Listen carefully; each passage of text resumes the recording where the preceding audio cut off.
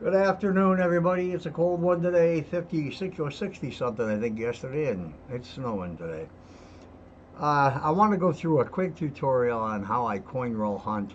It's the most effective, most productive, the quickest way.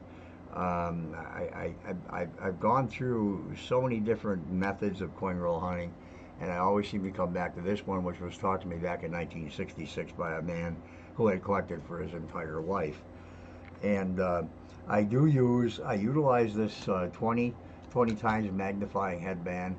It does help. I would recommend it to anybody, even with perfect vision, because it does help for you to see, you know, the minor imperfections and varieties of coins. Uh, it's a great tool, and it only costs about 20 bucks. They have some better ones out there, but this does the job for me. I've never had a problem. And I already know what I'm going to be looking for when I'm ready to come out here and start hunting.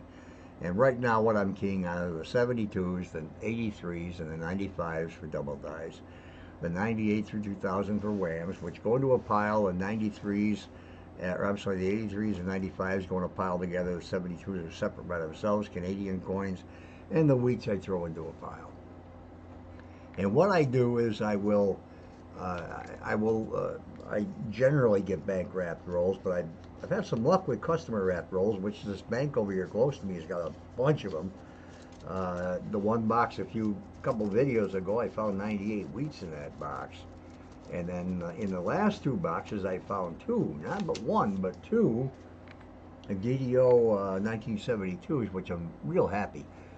And I got a new scope too, because the scope I was using, which was really a nice scope, it was a Celestron Pro, but I got the Opti Tech scope, and it's much better. It's a little more magnification power. It's true macro, and it's just crystal clear. But when I'm going through coins, I know what I want to find. I know what I'm looking for, and I lay them out in a nice straight line. And generally, I think we got 2, 4, 6, 8. There's 11 here. And I'll look at both sides of the copper. I'm not so much worried or concerned with zinc coins. I don't like them, never have. The shield pennies, I just pick them right up and don't even look at them. 98 through 2000s are in a pile. I look at the back of the coppers pretty quickly, looking for the lamination errors, and I know which pile is where, and I throw them in there and get through them pretty quick. The 92s, I'll look for the close AM, and I will check them right here with this band, because it certainly is powerful enough to see whether or not it's close or wide, and go from there. But it's really the most efficient way that I've tried to coin roll hunt. And there's a 72. About a 72s in the last box. I think there was like 60, 65 of them. 60 something, 62, somewhere around there. Ooh, stuck together. Big chunk of gunk on that. Looks like a metal detecting find. There's a Canadian, throw it in the Canadian pile.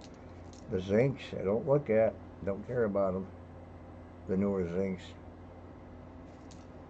And I will scope all of the 72s, 83s, and 95s, of course, and see if there's anything there. But that's how I do it. And that's a roll of pennies right there I went through, and I pulled out, what, 4 or 5? I really think this is the most efficient way. I get through an awful lot of coins. I'm sure I miss some, but at least I don't miss the years that I'm looking for.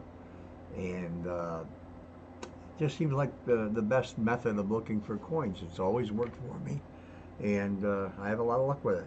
So I will see you later, and I hope you will like watching this, and you might try this method and see if it works.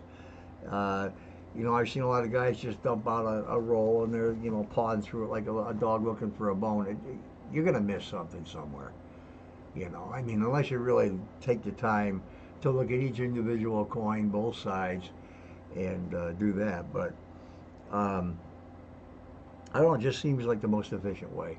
and I'd recommend you trying it at least a couple of times, a couple of rolls, see how you like it. So I shall see you later on the next video. Bye.